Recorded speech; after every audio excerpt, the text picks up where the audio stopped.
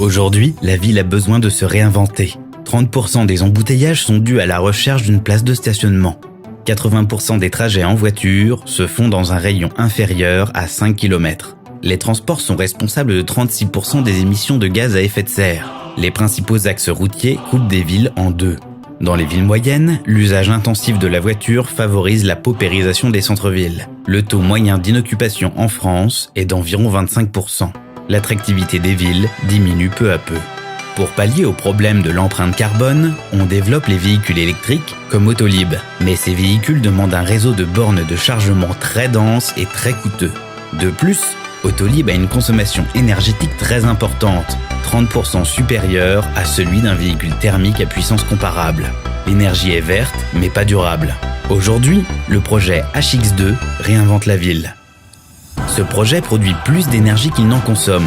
Il est capable de déplacer 2 personnes à 50 km/h pour 1,5 kW. Ces panneaux solaires lui permettent d'être autonome, 80 km par jour.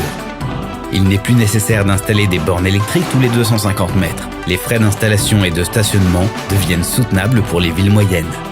Ce projet est en solidarité énergétique. En centre-ville, des parkings de voitures électriques partageront leur énergie au commerce alentour.